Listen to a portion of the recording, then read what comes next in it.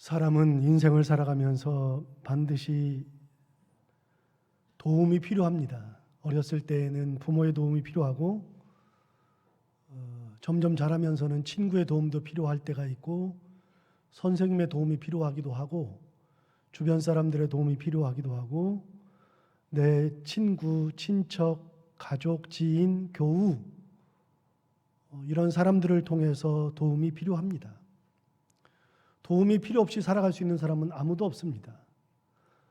어렸을 때는 부모의 도움이 필요했지만 나이가 들어서 힘을 쓸 수 없을 때에는 자식들의 도움이 필요하기도 하고 그리고 그것도 여의치 않을 때에는 국가의 도움이 필요하기도 하고 요양원에 들어가면 요양보호사의 도움도 필요하고 사람은 혼자 살 수 없고 누군가의 도움을 항상 필요로 합니다. 그 도움이 우리 인생에서 꼭 필요한 것이로되 그런 사람들의 도움만을 바라보며 살아갈 수는 없습니다. 요행을 바랄 수는 있으나 요행만 바라는 것은 안 됩니다. 행운을 바랄 수는 있으나 행운만 바라서도 안 됩니다. 그렇게 되면 내가 내 주체적으로 뭘 살아가지 못할 뿐 아니라 남에게만 의지하는 인생이 되고 뭔가를 하지 않고 무언가를 기대하는 수동적인 인생이 될 수밖에 없습니다. 실제로 살아보면 도움이 필요하긴 하지만 그 도움이, 인간의 도움이 절대적이지 않습니다. 항상 생각해 보면 그렇습니다. 약 10년 만에 베들레헴으로 돌아온 나오미는 가진 것이 아무것도 없었습니다. 가지고 나갔던 것을 다 잃었고 남편과 두 아들마저도 잃었고 그리고 나오미 혼자 그리고 며느리 룻과 함께 둘이서 돌아와서 먹고 살기 위해서는 이삭을 줍는 것이 당연했습니다. 그렇게 이삭 줍기가 시작되었죠. 여러분 그렇게 이삭 줍기가 시작되었는데 그런데 놀라운 것이 하나 있습니다. 누구도 나오미나 룻을 도와주지 않았다는 사실입니다. 왜 제가 그런 얘기를 하는가 하면 물론 뒤에는 도움이 있긴 하지만 왜 그러는가 하면 여러분 나오미가 돌아올 때 1장에 의하면 사람들이 환영해 주는 장면이 나옵니다. 1장 19절에 보면은 거기에 많은 사람들이 나오미를 환영해 주는 장면이 나오는데 이렇게 되어 있습니다. 이에 그 두 사람이 베들레헴까지 갔더라. 베들레헴에 이를 때에 온 성읍이 그로 말미암아 떠들며 이르기를 이가 나오미냐 하는지라. 사람들이 베들레헴에 갔을 때에 사람들이 많이 모여가지고 네가 나오미네 그러면서 많은 사람들이 환영을 해 주었습니다. 나오미가 가서 베들레헴에 가서 사람들 모여라 나 돌아왔다 그런 얘기 한 적이 없습니다. 나오미가 이런 말을 할 수도 없었습니다. 사람들이 나오미라고 부르니까 왜 나를 나오미라고 하느냐?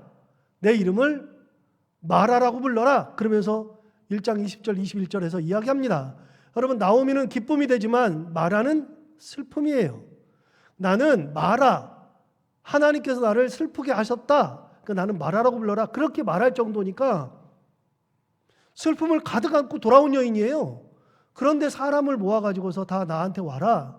나 환영해달라. 이런 소리 못하죠. 조용조용히 왔을 텐데 많은 사람들이 나와서 나오미를 환영해 주었습니다.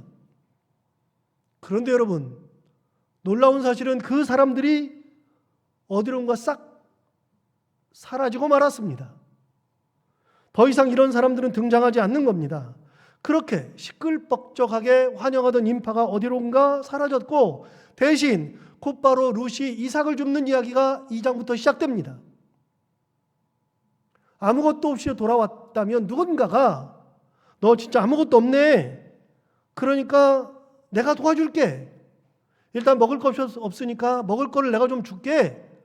좀 기다려봐. 내가 도와줄게. 이렇게 말할 수 있는 그런 많은 사람들이 있었을 텐데 그 많은 사람들이 어느 누구도 룻에게 그리고 나오미에게 도움을 주겠다고 한 사람이 없어졌습니다.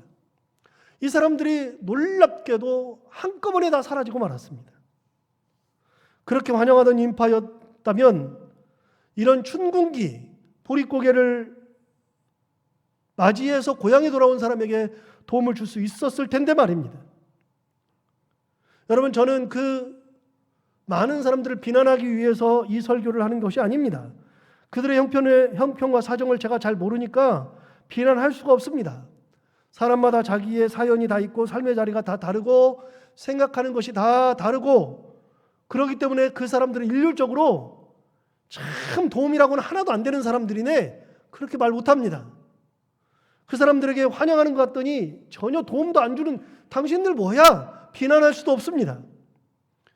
어쩜 그렇게 환영할 때와 도움 줄 때 이렇게 달라? 라고 말할 수도 없습니다. 그 사람들을 비난할 수가 없습니다. 분명한 것은 저는 그들을 비난하기 위해서 이런 말을 하는 것이 아니라, 진정한 도움은, 궁극적 도움은 사람에게 있지 않다는 겁니다. 환영하는 것 같아도 어느 순간이 되면 싹 사라지고요, 어느 일정 부분 도와주는 것 같아도 궁극적으로 끝까지 내 인생을 책임져 지지 않습니다. 그 순간에 어느 순간에든지 사람들은 다 사라지고 만다는 것입니다. 그래서 애당초 사람을 의지하려는 생각을 버리고, 요행을 버리고, 행운을 버리고 하나님을 의지하는 참 신앙의 모습을 가져야만 하는 겁니다. 저도 요행을 바랄 때가 꽤 많았습니다. 행운을 바라기도 했었습니다. 뭐가 없으면 누가 나 안 도와주나? 했던 생각을 참 많이 했습니다. 여러분은 안 그렇습니까? 누가 이거 좀 도와줬으면 좋겠다. 누가 돈을 좀 줬으면 좋겠다. 누가 뭘 이렇게 책임져 줬으면 좋겠다. 누가 뭐 사줬으면 좋겠다. 그런 생각 하잖아요. 그런데 여러분, 그런 생각을 할 때 제가 제 부끄러운 고백이지만, 제가 노트북이 없어가지고 노트북을 사고 싶어가지고 누가 좀 사줬으면 좋겠다 그러고서 한참을 기도하면서 기다렸습니다. 몇 달을 기도하면서 기도했는데 하나님께서 어느 날 기도하는데 저한테 뭐라고 하시는 거예요. 야, 네가 사. 너 돈 있는데 네가 왜 안 사고 그래? 그래서 제가 그 음성을 듣자마자 그날 제가 바로 노트북을 샀습니다. 여러분, 내가 할 수 있는데도 불구하고 사람들은 뭔가 요행을 바랍니다. 여러분, 요행을 바라는 인생은 하나님 앞에서는 옳지 않습니다. 어느 순간에 하나님께서 도움이 되실 수는 있으나 그것 바라보면서, 사람들 바라보면서 사는 것은 맞지 않습니다. 그 사람들이 왜 날 안 도와줘? 그런 말을 할 필요가 전혀 없습니다. 나오미를 보세요. 나오미가 친구들이 나를 환영해 줬는데 왜 나를 안 도와줄까? 그런 말 안 합니다. 그런 생각도 안 합니다. 롯도 시어머니에게, 시어머니 고향으로 돌아왔으면 친구들 없어요? 도와준 사람 한 명도 없어요? 라고 말할 수 있죠. 그런데 롯도 그런 말을 하지 않았습니다. 어떻게 했는가 하면 오자마자 바로 자기 스스로 주워 먹기를 시작했습니다. 주워 먹는 것이 창피한 것이 아니죠. 결국은 룻이 이삭 죽게 나섭니다. 살아가는 모습을, 그런 이삭 죽기를 나가는 모습을 볼 수 있죠. 열심히 그 일을 감당합니다. 얼마나 열심히 일을 하는가? 룻이 자기 일을 얼마나 열심히 했는가 하면 2장 6절과 7절에 보면 보아스가 자기 밭에 이르렀을 때 자기 일꾼들한테 물어보는 겁니다. 저 여자가 누구냐? 그러면서 물어보는 장면이 나옵니다. 2장 6절과 7절을 한번 보겠습니다. 베는 자를 거느린 사환이 대답하여 이르되 이는 나오미와 함께 모압 지방에서 돌아온 모압 소녀인데 그의 말이 나로 베는 자를 따라 단 사이에서 이삭을 죽게 하소서 하였고 아침부터 와서는 잠시 집에서 쉰 외에 지금까지 계속 하는 중이니이다. 얼마나 열심히 했는가. 룻이 이삭을 죽게 해달라고 하였고 그렇게 이삭을 죽기 시작했는데 아침부터 지금까지 사원들이 보니까, 보아스 일꾼들이 보니까 룻이 아침부터 지금까지 잠시 집에 가서 쉰 거 외에는 지금까지 계속 하고 있다라고 말할 정도로 룻은 열심히 이삭을 주었습니다. 전혀 요행을 바라지 않는 거죠. 어머니의 고향에 왔으니 누군가 도와줄 것이라는 요행, 어머니가 뭔가 할 것이라는 기대, 뭔가 엄청난 일이 일어날 것이라는 그런 생각을 아예 하지 않고 자기가 할 수 있는 최선을 다했던 것입니다. 룻이 그런 사람입니다. 여러분, 예수 믿으면 뭔가 누가 도와준다고 생각하지 않고요. 예수를 믿으니까 하나님이 다 해줄 거라고 생각하지 않고요. 전혀 그런 거는 상관없이 내가 할 수 있는 최선을 다하는 겁니다. 누군가는 그래요. 하나님을 믿으니까 하나님께서 도와주시니까 나는 아무것도 안 해도 된다고. 말도 안 되는 소리요. 하나님은 열심히 일하는 사람을 돕는 거예요. 최선을 다하는 사람을 도와주시는 거죠. 룻은요, 어떤 요행을 바라지 않습니다. 자기가 할 수 있는 한 최선을 다합니다. 옆에 사람들이 보기에도 정말 최선을 다하고 있는 것이 보여집니다. 아침부터 지금까지 집에서 잠시 쉰 거 외에는 계속해서 일하는 중입니다. 라고 평가할 정도로 대단한 사람이었습니다. 룻의 성품이 이런 사람이죠. 그런데 룻을 만났을 때 보아스가 룻에 대해서 이렇게 이야기합니다. 룻에 대해서 들은 소문을 보아스가 얘기해 주는 장면이 나옵니다. 2장 11절에 나오는데요. 2장 11절을 보면 보아스가 그에게 대답하여 이르되 내 남편이 죽은 후로 내가 시어머니에게 행한 모든 것과 내 부모와 고국을 떠나 전에 알지 못하던 백성에게로 온 일이 내게 분명히 알려졌느니라. 그러니까 내가 들었단 말이에요. 뭘 들었냐? 몇 가지를 얘기해 줬어요. 보아스가 뭐라고 얘기했냐면 내가 너희들에 대해서 들은 소문이 있다. 첫 번째, 네 남편이 죽은 후로 네 남편 죽었다. 그 소문. 두 번째, 네 남편이 죽었는데 네가 시어머니에게 행한 모든 것을 내가 다 들었다. 룻이 자기 남편 죽었을 때 시어머니를 버리지 않고 시어머니가 너는 여기 남으라 그랬을 때 남지 않고 시어머니를 따라서 올 때에 그때 시어머니가 했던 모든 일을 내가 다 들었다. 세 번째, 네 부모와 고국을 떠나 전에 알지 못하던 백성에게로 온 일이 내게 분명히 들렸다. 그러니까 네가 부모도 떠나고 고국도 떠나고 알지 못하던 백성에게로 시어머니 따라서 온 것도 내가 들었다. 세 가지 들었다고 얘기하잖아요. 룻에 대해서 보아스가 세 가지 들었다고 얘기하잖아요. 첫 번째, 네 남편이 죽은 거. 남편 죽고 나서 네가 시어머니에게 행했던 거. 세 번째, 시어머니를 따라서 고국도 버리고 부모도 버리고 거기를 버려서 아무도 모르는 이방인의 땅, 알지 못하던 백성에게로 온 것마저도 들었다. 보아스가 들었을 때 룻은 굉장히 박복한 여자입니다.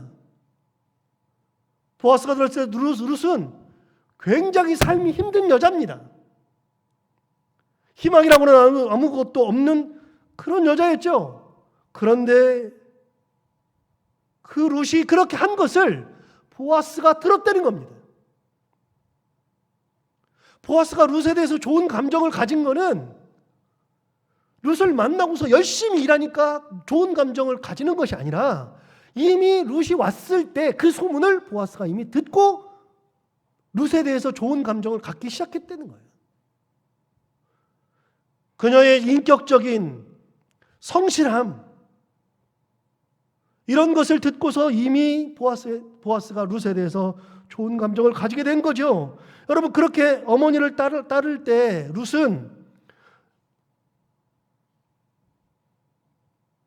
나오미가 룻에게 뭐라 그러냐면 너의 동서도 이 땅에 남았으니 너도 고향에 남아있어라 라고 말을 했잖아요. 그랬을 때 강하게 어머니를 따라올 것을 이야기합니다. 1장 16절부터 17절에서 이렇게 이야기하죠. 1장 16절부터 보겠습니다. 룻이 이르되 내게 어머니를 떠나며 어머니를 따르지 말고 돌아가라. 강권하지 마옵소서.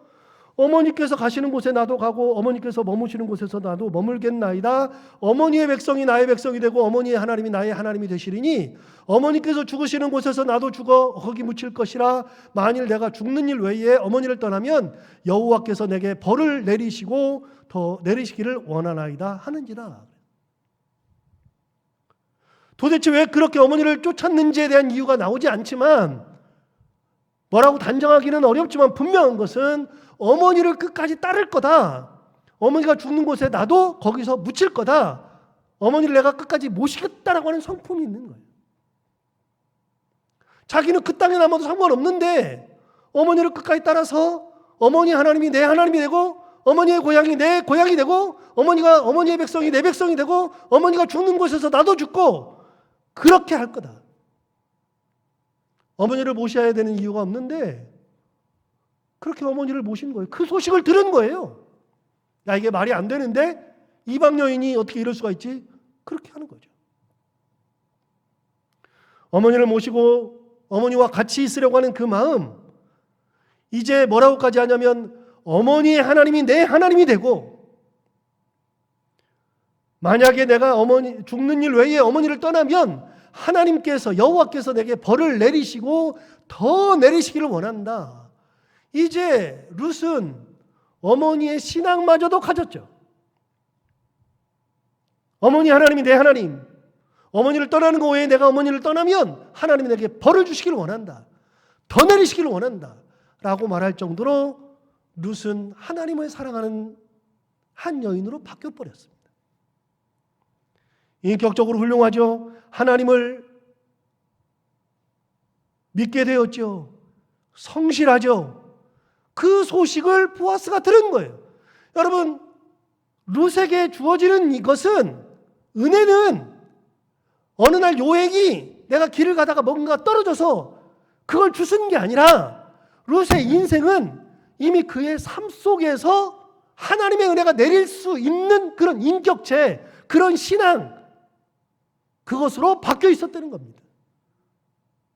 요행을 주신 게 아니라 나중에 보면 보아스를 만나고 부부가 되고 했던 것은 요행을 내가 받은 것이 아니라 이미 그는 하나님으로부터 은혜를 받을 수 있는 존재로 바뀌어 있었다는 거예요.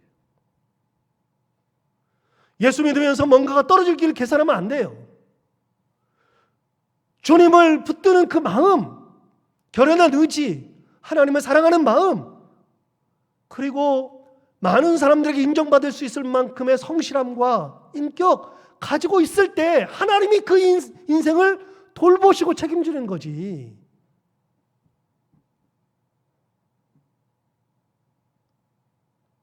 아무것도 안 하고서 뭔가가 이루어질 거라고 생각하는 것은 잘못된 거예요. 룻은 그런 인생을 살았어요. 그래서 보아스는 룻에게 네가 현숙한 여인인 걸 내가 다 안다 라고 얘기했습니다. 3장 11절 한번 볼까요? 3장 11절. 보아스가 룻에게 하는 이야기. 그리고 이제 내 딸아 두려워하지 말라. 내가 내 말대로 내게 다 행하리라. 내가 현숙한 여자인 줄을 나의 성읍 백성이 다 아느니라. 이미 룻은 이 백성들이, 이 성읍의 백성들이 현숙한 여자라고 다 인정하는 사람이에요. 현숙한 여인. 여러분, 현숙한 여인이 뭐예요? 현숙하다. 이게 좋은 의미죠.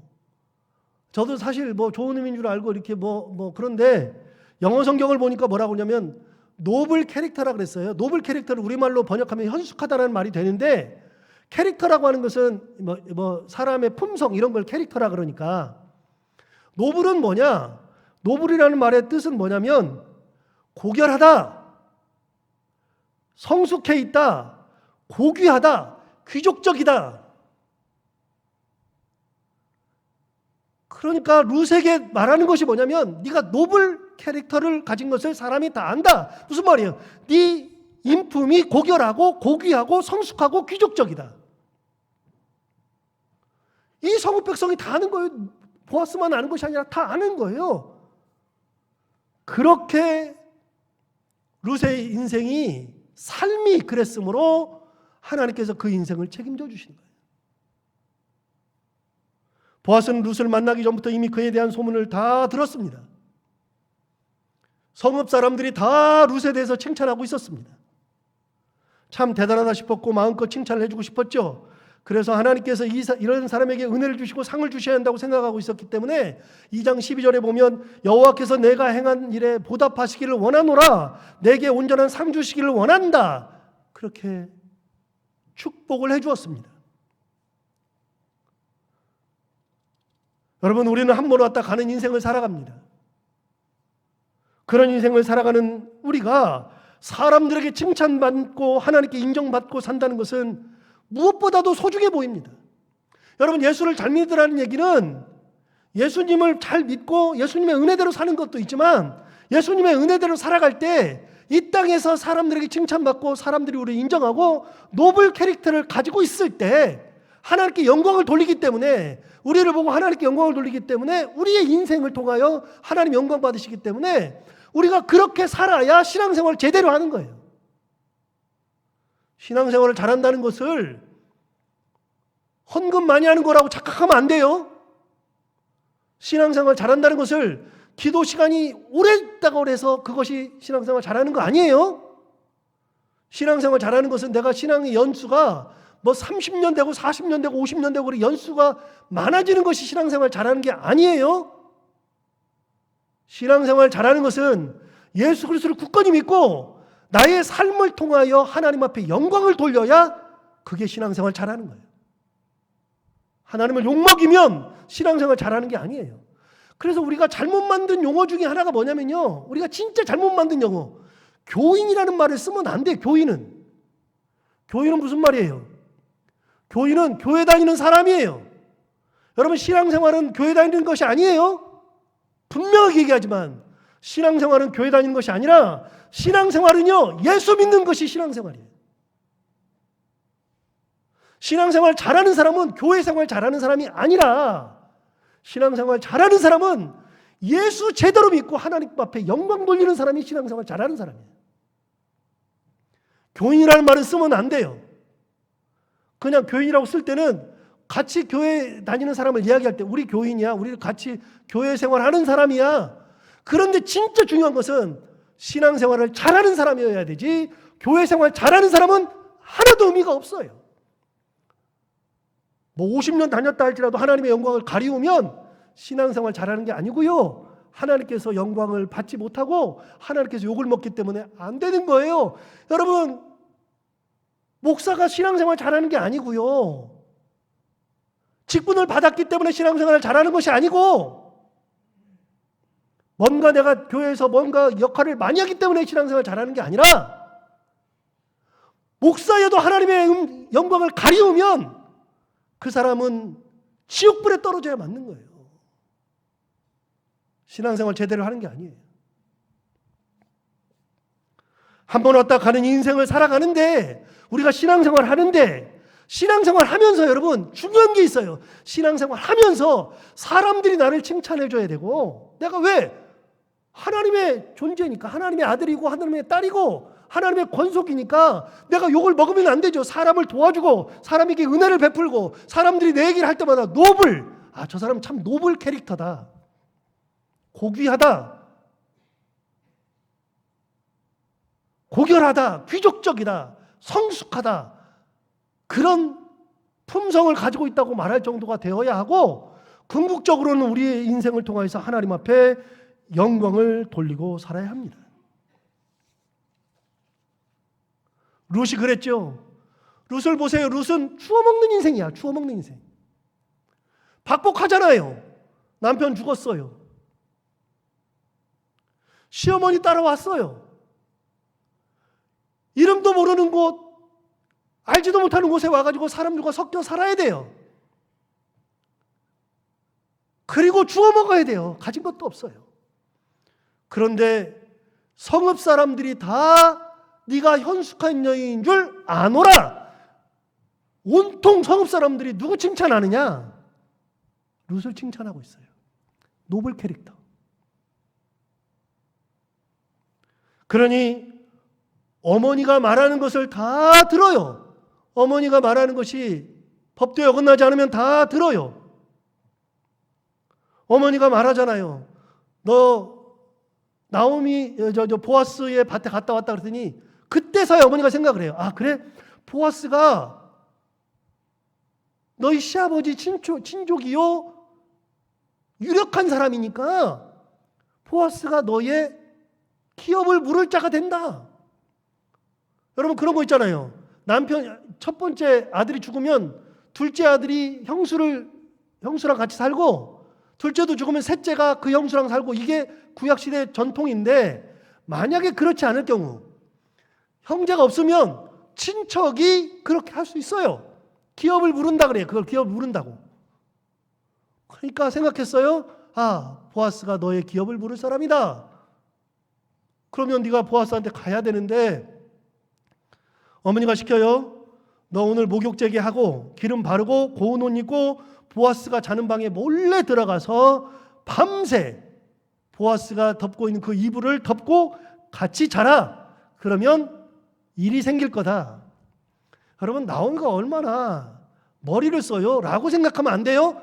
왜냐하면 옛날에 그 풍습을 우리가 욕할 수 없어요. 제가 키르기스탄 갔더니 비슈케크라고 하는 수도에 갔는데, 거기 있던 선교사가 자기랑 친한 현지인 집을 저를 데려가요. 그래가지고 양고기를 해주는데요. 양고기를 엄청 잘 먹고 그랬는데, 그 집이 최상류층은 아닌데 상당히 상류층이에요. 돈이 굉장히 많아요. 집을 갔더니 의리의리해요. 굉장히 좋은 집.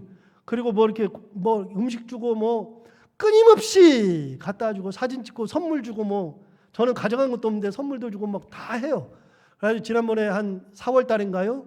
그때 그 작은 딸이 한국에 와서 치과 대학 다녔는데, 치과를 배운다고 왔다가 돌아가기 전에 자기 엄마랑 아빠, 그때 저 만났던 엄마 아빠가 다 와가지고 명동에 있다 그래가지고 제가 명동 가가지고서 음식을 대접해 드렸잖아요. 제가 받은 게 있어서. 근데 거기 갔는데 자녀가 셋이야. 큰딸, 작은딸, 그리고 막둥이 아들. 그런데 큰딸은 의과대학을 나와서 의사예요. 작은딸은 그때 당시 치과대학을 들어갔어요. 막둥이 아들은 중학생이에요. 그런데 이런저런 얘기를 하다가 저를 보고 아들이 있냐요. 그래서 우리 아들 둘이 있다 그랬더니 나이가 어떻게 되냐. 나이를 따져봤더니 자기 둘째 딸하고 우리 그 큰아이하고 1살 차이예요. 우리 큰아들이 1살 적어. 그러니까 대뜸 우리 사돈하자 그러더라고요. 자기 딸하고 결혼시키면 안 되냐. 그래서 그거는 상관없는데, 이거 한국말도 못하는데 한국에 와 살게 있냐 그랬더니 결혼 조건이 있대. 조건이 뭐냐? 우리 아들이 키르기스탄에 살아야 된대. 그래서 뭐라고 하냐면, 네 아들은 이 나라에 와가지고 아무것도 하지 말고 그냥 남편 역할만 하고 돈 안 벌어도 되니까 얘가 다 벌고 우리가 다 줄 테니까 아무것도 하지 말고 여기서 살으래요. 제가 갔다 와가지고 우리 큰아들한테 얘기했더니 콧방구도 안 껴요. 그런데 놀라운 거는요, 큰딸 얘기를 하는데, 큰딸이 의과대학 나왔는데 큰딸이 결혼해가지고 애를 낳았대요. 그래서 남편이 뭐 하는 사람이냐 그랬더니, 그 남편이 자기도 잘 모르는 사람이고 큰딸도 잘 모르는 사람인데, 어느 날 큰딸을 납치해가지고 보쌈해가지고 감금해놓고 애를 갖게 했는데, 애를 낳은 다음에 결혼을 시켰다는 거예요. 말이 되냐 이게. 그랬더니 키르기스탄 전통이래요. 키르기스탄 전통은 보쌈을 해다가 애를 낳으면 결혼시키는 게 전통이래. 엄청 욕하고 싶죠? 아니요. 그 나라의 전통이면 말을 할 수가 없어요. 그러니까 지금 이게 구약시대에 이런 전통을 가지고 있으니까 나오미가 머리 썼다 그렇게 말하면 안 돼요. 이게 그럴 수 있어요. 시키는 대로 다 했어. 룻이 시키는 대로 다 했어요. 그렇게 다 하고 했는데, 잠을 자다가 보아스가 깨보니까 웬 여자가 누워있어요. 그래서 그 여자를 보니까 당신 누구냐 그랬더니 저는 룻입니다. 어떻게 들어왔느냐? 어머니가 이렇게 말씀하셔서 제가 들어왔습니다. 그랬더니 보아스가 뭐라 그러냐면 3장 13절에 보면 이렇게 얘기하죠. 3장 13절. 이 밤에 여기서 머무르라.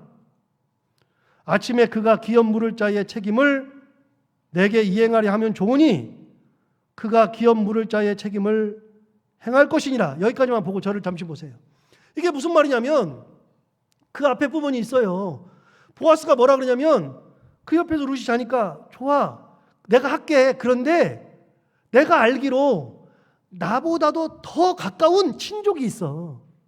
그 친족이 있으니 그 친족이 기업을 물러야 되는 거야. 내가 너를 기업을 물으면 안 돼. 그 친족이 물을 거야. 그러니까 그 친족한테 먼저 하라고 해야 된다. 그런 말 하는 거예요. 다시 보세요. 3장 13절. 이 밤에 여기서 머무르라. 아침에 그가 기업 물을 자의 책임을 내게 이행하려 하면 좋으니 그가 그 기업 물을 자의 책임을 행할 것이니라. 그가 할 거래요. 그러면서 뭐라 그러냐면 만일 그가 기업 물을 자의 책임을 내게 이행하기를 기뻐하지 아니하면 여호와께서 살아계심을 두고 맹세하노니 내가 기업 물을 자의 책임을 내게 이행하리라. 아침까지 누워 있을지니라 하느니라. 여러분, 이게 보아스의 답이죠. 보아스는 뭐라 그래요? 네 마음은 알겠는데 기업을 물을 사람은 내가 아니라 나보다 더 가까운 친족이 있으니 그 친족이 기업을 물으는 거야. 그래서 내가 그 사람한테 물어볼 거야. 그래서 그 사람이 기업을 물으면 오케이. 그런데 만약에 그 사람이 기업을 물으지 않으면 내가 기업을 물을 거다 라고 하면서 이 당황스러운 순간에 전혀 흔들림 없이 본인의 역할이 무엇인지 정확히 알고 맞는 답을 주는 거예요. 여러분, 성경이 이렇게 기록되어 있으므로 우리는 아주 편하게 아무런 감흥 없이 읽고 넘어갈 수 있겠지만 사실 이 기록은 보아스의 대단한 침착성과 절제성을 알 수 있죠. 왜요? 대부분의 경우에 자기의 침실에 웬 다른 여자가 누워있다 그러면 이성을 잃어버려요. 앞뒤 가릴 것 없이 그냥 현실만 보이는 것이 사실이죠. 그런데 너무 어려운 것을 보아서는 하는 겁니다. 그 밤에 분명히 여러분 내가 그 상황을 만든 게 아니잖아요. 내가 그렇게 룻에게 와서 나에게 하룻밤 지내라고 한 적이 없잖아요. 내가 만든 상황이 아니라 그 일이 생겼는데 대부분의 남자라 그러면 다 넘어가요. 앞뒤 가리지 못해요. 여러분 저한테 물어봐도 똑같아요. 그런데 그런 상황 속에서 아주 침착하게 선과 후를 따져요. 이게 뭐예요? 보아스의 신앙이에요. 보아스도 주어진 요행 같은데 요행을 덜썩 줍지 않고요. 그 상황 속에서도 하나님의 질서를 보고 있는 게 보아스예요. 보아스나 룻이나 똑같아요. 뭔가 막 떨어져가지고 그걸 붙잡고 그게 좋은 건 줄 알고 그러는 것이 아니라 가장 이성적이면서도 합리적이면서도 노블 캐릭터를 가지고 있으면서도 하나님께서 주신 질서 정확하게 지킬 줄 알았던 신앙의 사람들. 그러니 그 사람들을 하나님께서 어떻게 하시겠어요? 하나님이 그 사람들을 쓰시는 거죠. 이 일을 룻이 어머니에게 전합니다. 어머니에게 전했을 때 나오미가 하는 마지막 말이 오늘 본문 18절에 나옵니다. 어머니가 뭐라고 하나 볼까요? 18절. 이에 시어머니가 이르되 내 딸아 이 사건이 어떻게 될지 알기까지 앉아 있으라. 그 사람이 오늘 이 일을 성취하기 전에는 쉬지 아니하리라 하니라. 다시요. 제가 강조해서 읽어볼게요. 이에 시어머니가 이르되 내 딸아 이 사건이 어떻게 될지 알기까지 앉아 있으라. 다시요. 이에 시어머니가 이르되 내 딸아 이 사건이 어떻게 될지 알기까지 앉아 있으라. 최선을 다했으니 이제부터는 이 사건이 어떻게 될지 어떻게 하나님께서 인도하실지 이제는 가만히 앉아서 기다려보자. 이게 나오미의 신앙이죠. 그래? 큰일 났네? 어떡하지? 가 아니라 할 수 있는 건 다 했으니 하나님께서 움직이실 거다. 하나님께서 어떻게 하시는지 한번 두고 보자. 제가 진짜 좋아하는 그런 내용이잖아요. 우리 아들도 아는 거 제가 가장 좋아하는 성경 구절 출애굽기 14장 13절 14절. 모세가 자기 백성들에게 했던 이야기. 너희는 오늘 가만히 서 있어라. 하나님께서 우리에게 너희에게 어떻게 역사하시는지 눈을 뜨고 봐라. 가만히 있을지어다. 진짜 할 수 있는 한 다 하고 기도하고 은혜 가운데 일을 마친 다음에는 뭐 하느냐? 크리스천들은 그 다음에는 기다리는 거예요. 기다리기를 잘해야 되는 거예요. 하나님께서 이런 사람들을 묶어서 룻과 보아스와 나오미를 묶어서 한 가정을 만들어 주시잖아요. 어느 날 갑자기 하나님이 너희들 가만히 있어봐 두두둑 한 게 아니라 그들의 하는 모든 삶과 신앙과 행동을 보고서 하나님께서 그 가정을 하나로 묶어서 가정을 만드셨는데 그 가정에서 다윗이 나오는 거니까. 이런 놀라운 은혜, 여러분 예수 믿으면서 무언가가 이루어지기를 바라는 것이 아니라 내게 주어진 것을 기쁨으로 감당하고 충실히 감당하면서 하나님께서 역사하실 때까지 기다릴 줄 아는 믿음, 이런 믿음의 삶을 살아가는 저희들 모두가 다 되기를 바랍니다. 기도하겠습니다. 하나님 아버지 감사합니다. 오늘 룻의 신앙과 룻의 인격, 그리고 보아스의 하나님 주신 질서를 지키려고 하는 그 신앙, 나오미의 마지막에 어떻게 되는지 이제부터는 가만히 앉아서 기다려보자라고 했던 나오미의 말처럼 하나님 아버지의 크신 권능을 우리가 붙들고 이 땅을 살아갈 때 내가 할 수 있는 한 최선을 다하고 하나님 앞에 영광을 돌릴 줄 아는 온전한 신앙의 삶을 살게 하여 주옵시고, 하나님께서 우리에게 행하시는 일들이 무엇인지 믿음으로 기다릴 수 있는 믿음의 삶, 믿음의 신앙생활, 기다릴 줄 아는 신앙생활하는 저희들 모두가 다 되게 하여 주옵소서. 예수님 이름으로 기도하옵나이다. 아멘.